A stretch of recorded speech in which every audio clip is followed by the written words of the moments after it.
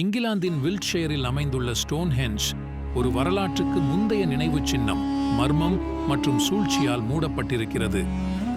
கிமு 3000 மற்றும் 2000க்கு இடையில் பல கட்டங்களில் கட்டப்பட்டது. இது பெரிய நிற்கும் கற்களை கொண்டுள்ளது. அவை வட்ட வடிவில் அமைக்கப்பட்டிருக்கும். ஸ்டோன்ஹெஞ்சின் நோக்கம் தொல்பொருள் ஆராய்ச்சியாளர்கள் மற்றும் வரலாற்று ஆசிரியர்களிடையே விவாதத்திற்கு உட்பட்டது. சில கோட்பாடுகள் இது மத சடங்குகளுக்கு பயன்படுத்தப்படும் ஒரு சடங்கு தளம் என்று கூறுகின்றன. மற்றவர்கள் இது சூரியன் மற்றும் சந்திரனின் இயக்கங்களுடன் இணைந்த ஒரு வானியல் ஆய்வகமாக செயல்பட்டது. 350 மைல்களுக்கு மேல் உள்ள குவாரிகளில் இருந்து கற்கள் கொண்டு செல்லப்பட்டு அதன் கட்டுமானத்திற்கு பெரும் முயற்சி தேவைப்பட்டது. ஸ்டோன்ஹெஞ்ச் உலகெங்கிலும் உள்ள மக்களின் கற்பனையை தொடர்ந்து ஈர்க்கிறது.